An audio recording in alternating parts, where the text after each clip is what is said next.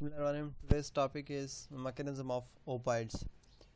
Basically opioids जो है as analgesic purpose के लिए यूज़ होते हैं, पेन रिलीफ के लिए इनको यूज़ किया जाता है और भी बहुत सारे यूजेस होती हैं, पर यहाँ पे जो मैकेनिज़्म जो बताया गया है वो बताया गया है पेन रिलीफ के अकॉर्डिंग।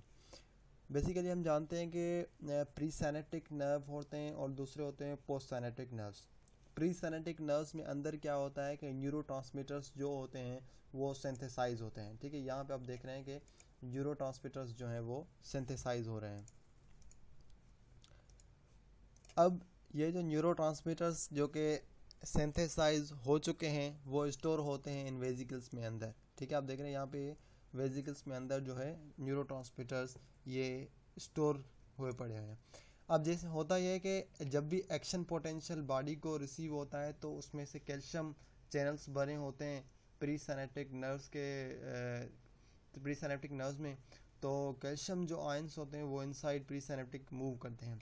जब भी कैल्शियम अंदर मूव करते हैं तो प्री सिनेप्टिकली जो स्टोर्ड न्यूरोट्रांसमीटर्स होते हैं वो रिलीज़ हो जाते हैं और रिलीज़ होकर एक साइनेप्टिक क्लेफ्ट में आ जाते हैं। जब साइनेप्टिक क्लेफ्ट में आते हैं तो वो अपने रिसेप्टर से बाइंड करते हैं पोस्ट साइनेप्टिकली और जो है अपना रेस्पॉन्स जो है जनरेट करते हैं। यहाँ पे क्या होता है, रेस्पॉन्स अपना देते हैं।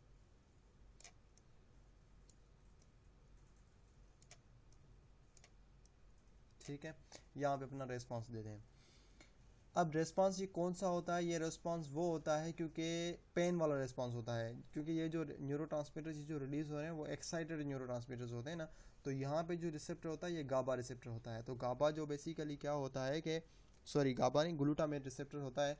तो ये जो एक्साइटेटरी जो है न्यूरोट्रांसमीटर्स होते हैं तो ये जो है पेन को जो है बेसिकली बढ़ा चढ़ा के मतलब महसूस करवाते हैं।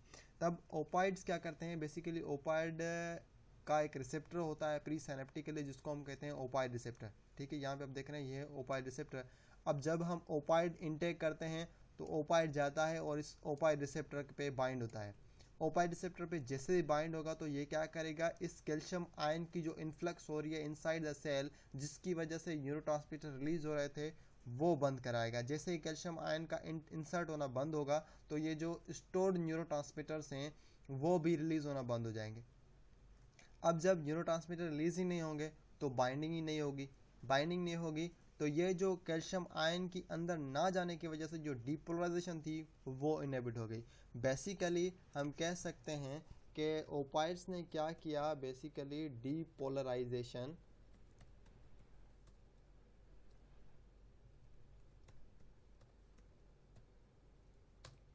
ठीक है, इन्होंने क्या किया कि बेसिकली डीपोलराइजेशन को जो है इनहिबिट कर दिया। ठीक है, अब होता यह है अगर डीपोलराइजेशन इनहिबिट हो गई तो फर्दर जो पेन की जो परसेप्शन होगी, जो न्यूरोट्रांसमीटर्स की बाइंडिंग होगी वो सारी की सारी यहाँ पे जो है ये स्टॉप हो गई। ठीक है, अब कोई भी न्यूरोट्रांसमीटर बाइंड नहीं होगा रिसेप्टर के साथ और ना ही कोई पेन वाला रिस्पॉन्स जनरेट होगा पोस्ट सिनेप्टिकली। एक तो कंडीशन ये होती है। दूसरा ये होता है कि यही ओपाइड रिसेप्टर अपने दूसरे रिसेप्टर पोस्ट सिनेप्टिकली वहाँ पे भी बाइंड करता है, क्योंकि जो ओपाइड रिसेप्टर होता है वो दो साइड्स पे मौजूद है ना। एक मौजूद है प्री सिनेप्टिकली, दूसरा मौजूद है पोस्ट सिनेप्टिकली। दो जगहों पे जो ओपाइड रिसेप्टर मौजूद है। जो प्री सिनेप्टिकली वो मैंने आपको मैकेनिज्म बता दिया कि ओपाइड जाता है प्री सिनेप्टिकली अपने ओपाइड रिसेप्टर के साथ बाइंड करता है और कैल्शियम आयन का जो इन्फ्लक्स है उसको रोकता है, जिसकी वजह से डीपोलराइजेशन रुक जाती है और कैल्शियम आयन अंदर नहीं जाता तो जो स्टोर्ड न्यूरोट्रांसमीटर्स हैं वो रिलीज नहीं होते। अगर वो रिलीज नहीं होते तो रेस्पॉन्स भी जनरेट नहीं होता और पेन भी फील नहीं होता। दूसरा कंडीशन क्या है कि यहाँ पे भी ओपाइड जो ड्रग्स होती हैं वो बाइंड करती हैं अपने पोस्ट सिनेप्टिकली ओपाइड रिसेप्टर के साथ, यहाँ पे आके बाइंड करेंगे इस रिसेप्टर में।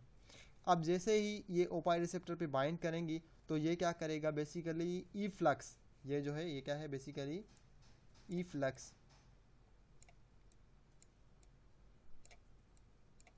ई फ्लक्स जो है पोटेशियम आयन का वो बढ़ा देगा ये पोस्ट सिनेप्टिकली।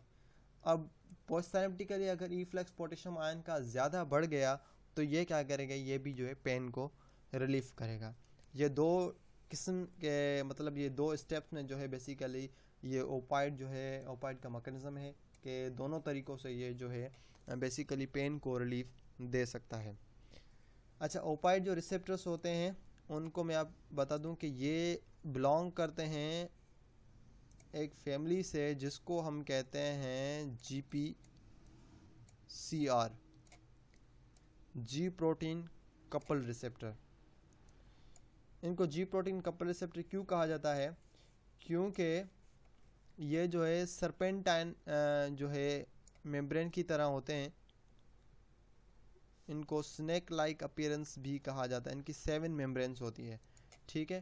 तो ये जो फैमिली है इनकी, ये फैमिली होती है GPCR। और ओवरऑल ये था mechanism of opioids. Thank you.